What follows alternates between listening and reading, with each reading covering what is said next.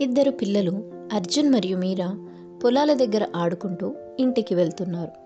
వారు ఒక మెరిసే సీతాకోక చిలుకను చూసి దాని వెంట పరిగెడుతూ నవ్వుతూ వెళ్ళారు.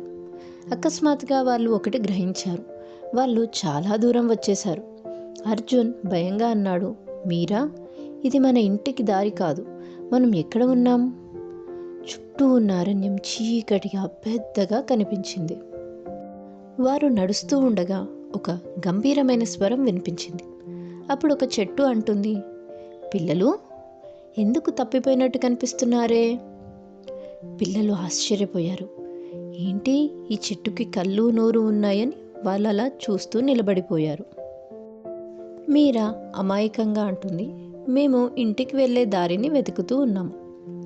అయితే అప్పుడు ఆ చెట్టు అంటుంది, అయితే నా పహేలికి సమాధానం చెప్పండి, నేను మీకు దారిని చూపుతాను. నేను పగలు ఆకాశంలో మెరుస్తాను, రాత్రి రాగానే దాక్కుంటాను. నేను ఎవరు? అర్జున్ చాలా ఆతృతగా సూర్యుడు అంటాడు. చెట్టు కొమ్మలు పక్కకి జరిగి మెరిసే మార్గాన్ని చూపిస్తాయి.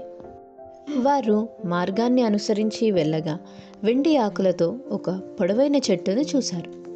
అప్పుడు ఆ చెట్టు అంటుంది, మీరు ముందుకు వెళ్ళాలంటే నా ప్రశ్నకు సమాధానం చెప్పాలి. నన్ను తీసుకుంటూ పోతే నేను మరింత పెద్దవాడిని అవుతాను. నేను ఎవరు? పిల్లలు బాగా ఆలోచించారు. అప్పుడు మీరా నవ్వుతూ అంది, రంధ్రం.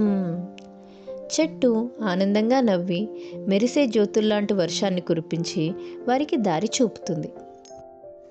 అరణ్యంలోకి లోతుగా వెళ్ళగా వారికి ఒక పాత పొడవైన చెట్టు వద్దకు వచ్చారు. ఆ చెట్టు అంటుంది, చివరి పహేలికి సమాధానం చెప్పండి పిల్లలు. నా దగ్గర చేతులు ఉంటాయి, కానీ వేళ్ళుండవు. నేను ప్రపంచాన్ని చూపగలను, కానీ నేను ఎప్పుడూ ప్రయాణం చేయను. నేను ఎవరు? అర్జున్ లోపల ఆలోచిస్తూ, చేతులు కానీ వేళ్ళు లేవా? ప్రపంచాన్ని చూపుతుంది.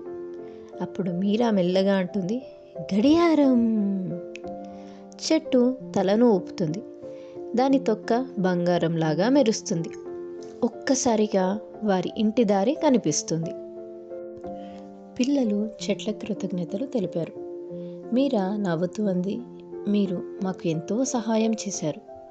చెట్టు అంటుంది, తెలివి జ్ఞానం దారిని చూపుతుంది, దయ హృదయాలను తెరుస్తుంది. అరణ్యం సూర్యకాంతితో మెల్లగా కనుమరుగవుతుంది. వారు సురక్షితంగా ఇంటికి చేరుకున్నారు.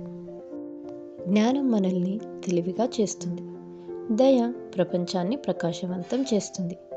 కలిసి ఉంటే ఏ సవాలు అయినా పరిష్కరించవచ్చు. ఇలాంటి మరెన్నో కథలను చూడాలనుకుంటే please like, share and subscribe to Telugu మరపురాని కథలు. Thank you for watching.